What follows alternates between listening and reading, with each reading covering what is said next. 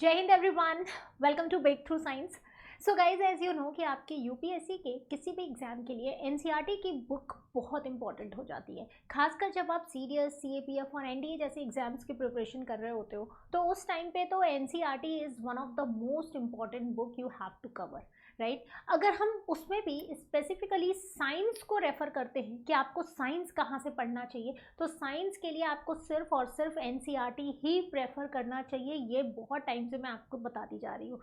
अब यहाँ पे इस वीडियो में मैं आपको ये बताऊंगी कि एनसीईआरटी के कौन से टॉपिक, किस क्लास की एनसीईआरटी आपको स्पेसिफिकली पढ़ के जानी है।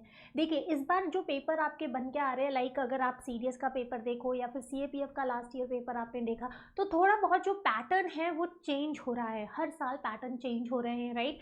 कुछ कुछ नए टॉपिक्स इंक्लूड किए जा रहे हैं। अगर हम बात करें एनसीईआरटी के कि किस क्लास की एनसीईआरटी से अभी तक आपके क्वेश्चंस पूछे जा रहे थे गाइस, सो मोस्टली आपके क्लास 9th और 10th की एनसीईआरटी से अभी तक क्वेश्चंस पूछे जा रहे थे। लाइक अगर आप पिछले 10 साल में देखो तो 9th और 10th की एनसीईआरटी से क्वेश्चंस आपको साइंस में पूछे जा रहे हैं, चाहे वो कोई भी डिफेंस का एग्जाम हो जाए। बट अभी इधर एक साल से जो आपका पैटर्न चेंज हुआ है, इसमें जो क्वेश्चंस आ रहे हैं वहाँ पे आपके क्लास 11th और 12th के टॉपिक्स भी इंक्लूड किए गए हैं। तो अब आपको क्या पढ़ के जाना है, क्या छोड़ के जाना है, यही आपको इस वीडियो में मैं बताने वाली हूँ। देखो, सबसे पहले तो क्लास 9th और 10th की एनसीईआरटी आपको फॉलो करनी ही करनी है, सारे टॉपिक्स, राइट। साइंस के लिए physics, chemistry and biology, right. आपकी बायोलॉजी हो गई, फिजिक्स हो गई, केमिस्ट्री हो गई, तीनों की बुक साइंस के लिए 9th-10th की एनसीईआरटी सारे टॉपिक्स कंपलसरी है। अब बात आ जाती है 11th-12th की। 11th-12th में आप अगर देखोगे तो बायोलॉजी की तो आपको एक एक बुक होती है। 11th में एक बुक होती है, 12th में एक बुक होती है। लेकिन अगर आप केमिस्ट्री और फिजिक्स देखोगे तो वहाँ पे आपके पार्ट्स हो जाते हैं। लाइक 2 पार्ट में, केमिस्ट्री पार्ट 1, पार्ट 2 11th के लिए, biology part, chemistry physics part 1, part 2। Similarly आपकी 12th के लिए भी पार्ट 1, पार्ट 2 आ जाते हैं। तो बहुत सारी बुक्स हो जाती हैं। डेफिनेटली आप उतना नहीं पढ़ के जा पाओगे। अगर आप पूरी बुक पढ़ने चलोगे तो बाकी सारे सब्जेक्ट्स आपके छूट जाएंगे। तो स्पेसिफिकली 11th-12th के बारे में ही आज हम बात करेंगे कि 11th-12th की एनसीईआरटी से आपको कौन से वो टॉपिक्स हैं जो कवर करके जाने हैं। 9th-10th पूरा कवर करके जाना है, फिजिक्स, केमिस्ट्री, बायो। 11th और 12th में आपको कौन से टॉपिक कवर करके जाने हैं, आज यही मैं इस वीडियो में आपको बताने वाली हूँ। सेशन स्टार्ट करने से पहले आप सभी एक बार इस चैनल को सब्सक्राइब कर दीजिएगा एंड इस वीडियो को मैक्सिमम टू मैक्सिमम शेयर कर दीजिएगा। चलिए आगे बढ़ते हैं गाइस। सबसे पहले मैं आपको यहाँ पे दिखाती हूँ कि हमारे जो बायोलॉजी का टॉपिक है, लाइक ये आपकी क्लास 11th की एनसीईआरटी का इंडेक्स है। ओके, क्या पढ़ के जाना है आपको, तो देखो, डाइवर्सिटी इन लिविंग वर्ल्ड में अगर आप देखोगे तो इसमें आपको बायोलॉजिकल क्लासिफिकेशन वाला जो टॉपिक है ये बहुत अच्छे से कवर करके जाना है। इसमें आपको फंगाई, मोनेरा, प्रोटिस्टा, इन सभी के बारे में आपको कैरेक्टरिस्टिक फीचर्स और एग्जाम्पल्स मिल जाएंगे जहाँ से क्वेश्चंस आपके एग्जाम में पूछे जा रहे हैं। ठीक है, तो ये वाला टॉपिक आपको 11th के एनसीईआरटी से मस्ट है पढ़ के जाना। प्लांट और एनिमल किंगडम की बात करोगे तो आपको 9th-10th में भी ये टॉपिक मिल जाएंगे। वहां से भी अगर आप पढ़ लेते हो तो वो एनफ है, लेकिन ये वाला टॉपिक आपको यहाँ से पढ़ के जाना है। दूसरा, अगर स्ट्रक्चरल ऑर्गेनाइजेशन सेकंड यूनिट की बात करें तो ये वो नया टॉपिक है जो अभी इंक्लूड हुआ है और आपको ये कवर करके जाना ही जाना है। इसमें यूजुअली आपको क्या पढ़ के जाना है, morphology of flowering plant. This is one of the important topic जिससे आपके क्वेश्चंस, अगर आप सीएपीएफ का या सीडीएस का पेपर देखोगे तो आपको फिलोटैक्सी, वेनेशन, इन्फ्लोरेसेंस के बारे में क्वेश्चंस पूछा जाता है, मॉडिफाइड रूट्स के बारे में क्वेश्चंस पूछ जाते हैं। अभी मॉडिफाइड रूट पूछा था, फिर आपको कल को मॉडिफाइड स्टेम, मॉडिफाइड लीफ भी पूछ सकते हैं। तो ये वो सारे टॉपिक्स हैं जो आपको इनके अंदर मिलेंगे। तो यहाँ पे ये मॉर्फोलॉजी और एनाटॉमी वाला जो पार्ट है ना, ये थोड़ा इंपॉर्टेंट हो जाता है। बहुत डिटेल में नहीं, लेकिन हाँ, टर्मिनोलॉजीज आपको, वो सारी डेफिनेशंस आपको सारे पढ़ के जाने। इसके बाद सेल की अगर मैं बात करूं तो देखो, 9th और 10th में जो सेल टॉपिक आपका है वो बहुत बेसिक है। ठीक है, आप अब कोशिश करना कि जो आप सेल टॉपिक पढ़ रहे हो वो यहाँ क्लास 11th की unit 3 structural and function of cell से जरूर पढ़ के जाइएगा। यहाँ से अगर आप सेल पढ़ लेते हैं तो आपके लिए मोर देन एनफ है। इसके बाहर से आपको सेल से क्वेश्चन नहीं पूछा जाएगा। तो ये तो रही आपकी क्लास 11th की एनसीईआरटी का इंडेक्स। अगर मैं प्लांट और ह्यूमन फिजियोलॉजी की बात करूं तो प्लांट में आपको फोटोसिंथेसिस वाला टॉपिक जो है कवर करके जाना है क्लास 11th की एनसीईआरटी से, ठीक है। ह्यूमन फिजियोलॉजी आप बहुत डिटेल हो जाएगा यहाँ पे अगर आप 11th की एनसीईआरटी देखते हो, क्योंकि 11th की एनसीईआरटी आपके यूजुअली नीट वगैरह के लिए यूज़ की जाती है। तो आप अपने एग्जाम के लिए 9th-10th में जो आपकी फिजियोलॉजी दी हुई है आप उसको कवर कर लीजिएगा। अदरवाइज फोटोसिंथेसिस वाला जो टॉपिक है वो आपको यहाँ से अच्छे से पढ़ के जाना है। नेक्स्ट, अगर 12th की एनसीईआरटी से आप देखो कि क्लास 12th की एनसीईआरटी से कौन से टॉपिक्स पूछे जा रहे हैं, तो यहाँ पे आपको जो पढ़ के जाना है, एक तो ये वाला टॉपिक कवर करके जाना है, बायोलॉजी इन ह्यूमन वेलफेयर, जिसमें आपकी हेल्थ एंड डिजीज और माइक्रोब्स आ जाते हैं, राइट। ये वो टॉपिक है जिनसे आपको क्वेश्चंस आ रहे हैं, डिजीज पैथोजन से रिलेटेड, कौन सी कम्युनिकेबल डिजीज है, कौन सी आपकी नॉन कम्युनिकेबल डिजीज है, उसके एग्जाम्पल्स कौन से हैं, तो यहाँ से आपको ये कवर करना है।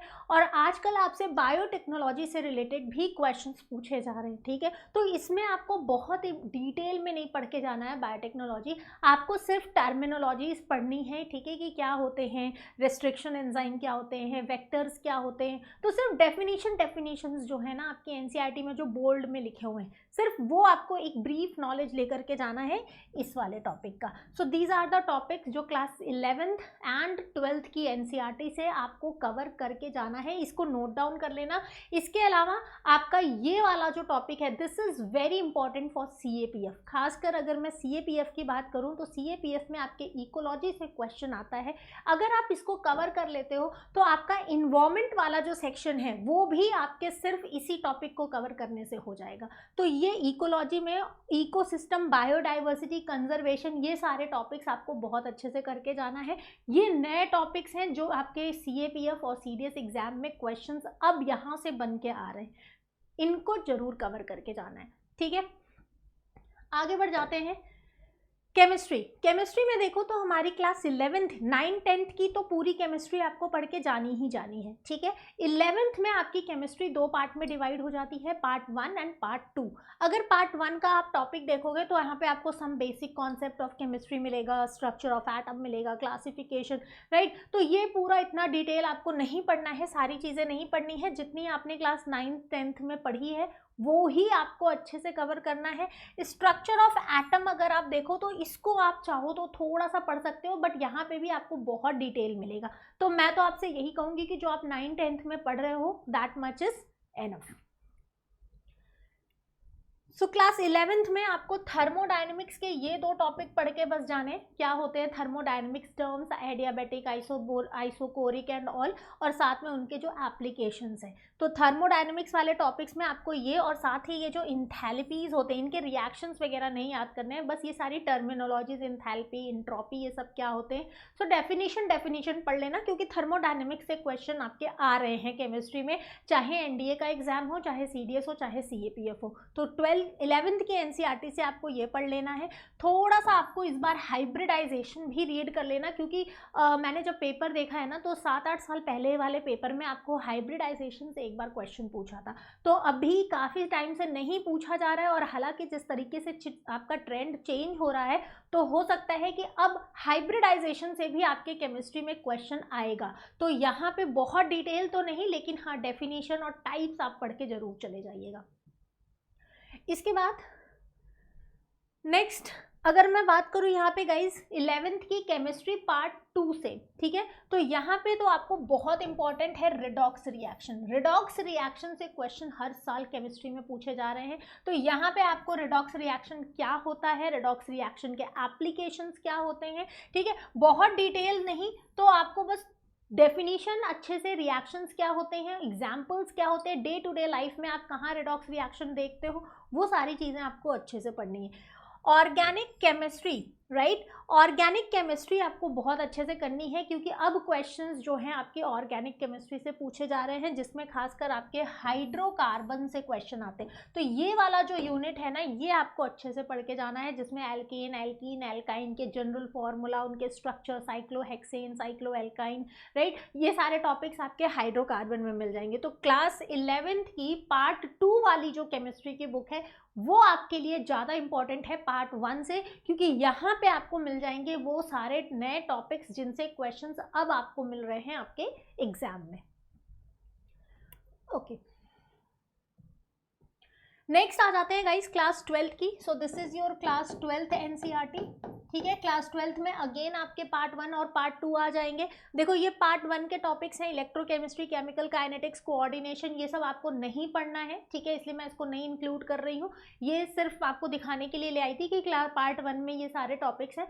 तो फिजिकल केमिस्ट्री पे अभी ज़्यादा नहीं आपको जाना है, आपको 11th और 12th में केवल और केवल ऑर्गेनिक केमिस्ट्री बहुत अच्छे से करनी है। ठीक है, अगर मैं क्लास 12th के पार्ट 2 की बात करूँ तो पार्ट 2 में भी आपको जो टॉपिक पढ़ के जाना है अच्छे से, एक तो आपका ये बायोमोलिक्यूल वाला, ठीक है, ये पार्ट 2 में आपको मिल जाएगा। Biomolecule, carbohydrate, protein, enzyme, vitamin, nucleic acids, hormones क्या होते हैं, इनके डेफिनेशन, आपको कोई रिएक्शन वगैरह इनके नहीं याद करने हैं, इनके सिंथेसिस वगैरह नहीं याद करने हैं। आपको क्या याद करना है, सिर्फ इनके डेफिनेशंस, इनके स्ट्रक्चर्स थोड़े बहुत देख लेना। ठीक है, इनके एप्लीकेशंस क्या क्या कहाँ कहाँ यूज़ होते हैं मोनोमर पॉलीमर के फॉर्म में, ये आपको अच्छे से पढ़ के जाना है। ठीक है, इसके बाद आपको जो याद रखना है गाइस, ये आपका पॉलीमर है। ठीक है, पॉलीमर से क्वेश्चंस पूछे जाते हैं सीएपीएफ में। अगर मैं बोलूँ तो सीएपीएफ के लिए ये टॉपिक आपका बहुत इंपॉर्टेंट है, पॉलीमर छोड़ के नहीं जाना है। पॉलीमर में भी आपको classification, types, right, and biodegradable polymer, polymer of commercial importance, polymers के रिएक्शंस मत पढ़ना, रिएक्शंस याद करने के चक्कर में मत पढ़ना, बस टाइप्स पढ़ लेना, एडिशन एंड कंडेंसेशन पॉलीमर क्या होते हैं। मेनली आपको फोकस करना है मोनोमर्स पे, एप्लीकेशंस पे, एंड कमर्शियली इनका कहाँ कहाँ इंपॉर्टेंस है, बायोडिग्रेडेबल पॉलीमर्स क्या होते हैं, उनके क्या एग्जाम्पल्स हैं, ये आप बहुत अच्छे से पढ़ के जाइएगा।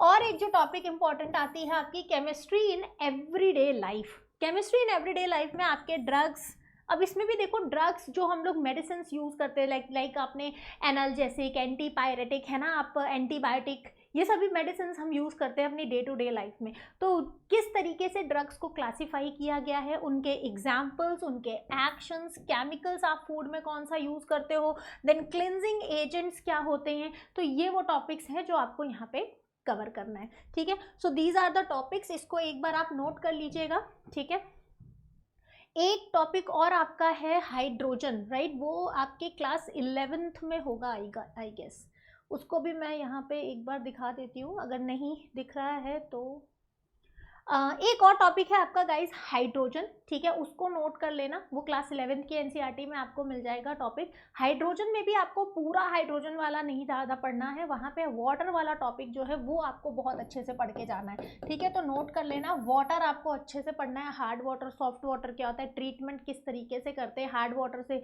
Permanent hard water, temporary hard water, इनकी ट्रीटमेंट कैसे करते हैं, ये वो टॉपिक्स हैं जो आपको कवर करके जाने हैं अपने क्लास 11th और 12th की एनसीईआरटी से। इसके अलावा आपको एनसीईआरटी में और कुछ नहीं देखना है क्लास 11th और 12th के।